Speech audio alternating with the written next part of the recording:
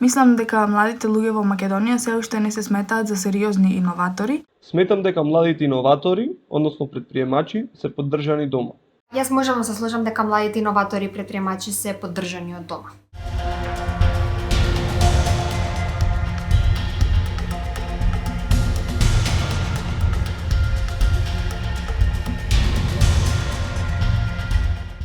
Креативноста еден ден ќе прерасне во бизнис и предприемништво. Бизнисот е моторот на економијата, а иновативноста генераторот. Државата тоа добро го знае и вели дека помага. А што велат младите иноватори предприемачи?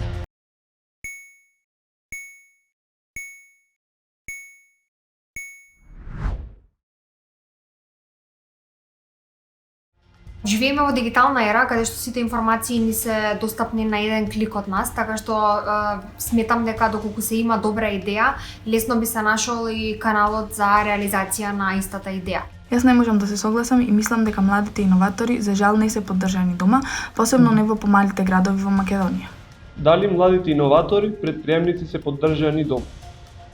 Јас може да се согласам. Сметам дека младите иноватори, односно предприемачи, се поддржани дома. Мислам дека младите луѓе во Македонија се уште не се сметаат за сериозни иноватори и многу полесно добиваат поддршка кога ќе се одлучат за некоја сигурна кариера, каде што по завршување на факултет ќе имаат и сигурна работа, а многу потешко ја добиваат истата поддршка кога ќе се одлучат за некоја креативна кариера. Најодговорни за ова сметам дека се младите луѓе, а општеството и окружувањето во кое што живеат од семејството и пријателите сметам дека игра одредена улога, меѓутоа тотално не е присудна. Сметам дека младите иноватори, односно предприемачи, се поддржани дома.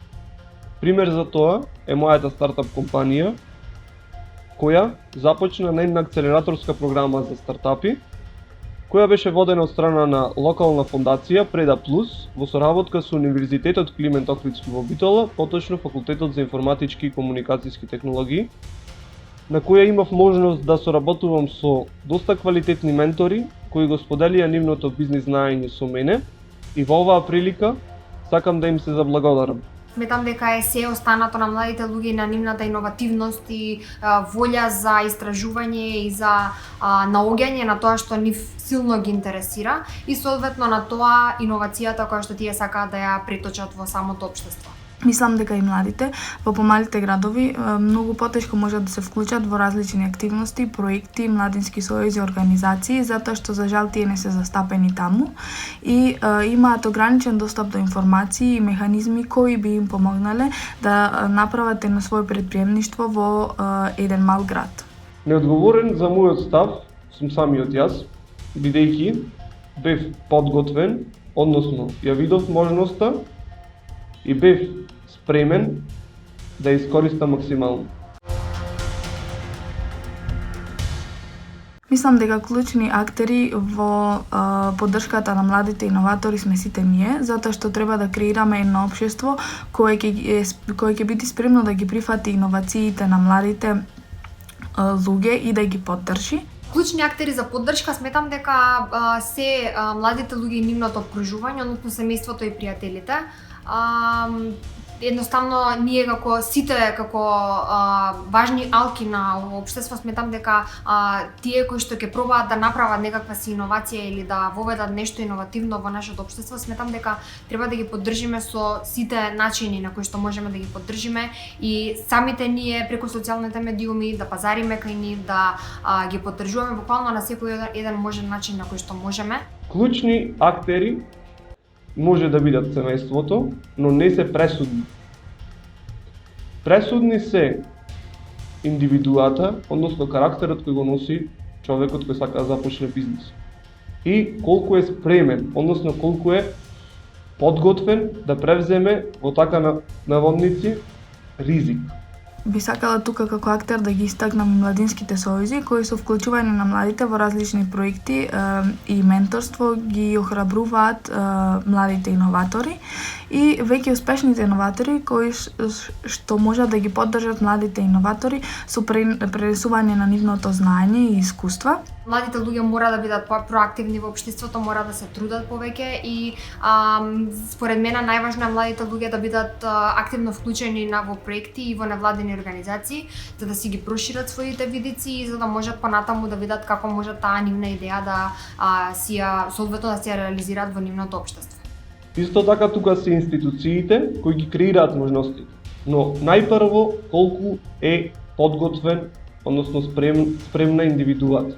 Но не смееме да заборавиме и на медиумите и институциите, како еден од клучните актери, медиумите кои со промоција можат да ги поддржат младите иноватори и нивните проекти и институциите кои кога би биле попријателски настроени кон младите, би им овозможиле тие побрзо да дојдат до информации кои им се потребни за остварување на едно предприемништво.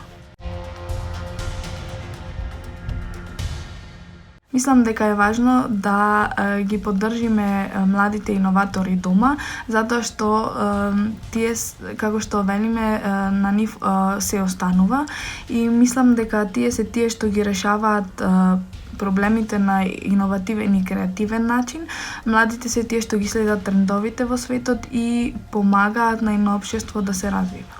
Младите луѓе доколку имаат одредена идеја, а во исто време имаат и менторска поддршка и фацилитатор заедно со нив во текот на процесот за да ги научат основите на бизнисот и на тоа како они ќе го истражуваат пазарот на кој што ќе пуштаат некој си одреден продукт, заедно со финансиската поддршка која што сметам дека не е толку тешко да се најде во денешно време и ако се тие доволно активно вклучени во проекти и во невладини организации и прават нетворкинг на секој можен начин, сметам дека брзо би го нашле начинот за самата реализација на вакви проекти.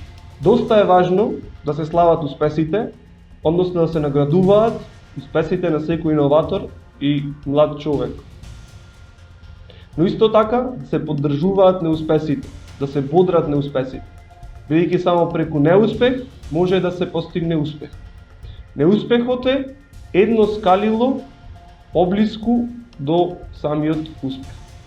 Фондот за иновации објави над 550 кофинансирани проекти и 76 милиони евра инвестиции. Државата вети финансирање со програма од идеја до концепт за успешен бизнис. Младите иноватори предприемачи велат: можеме многу. Чекаме резултати.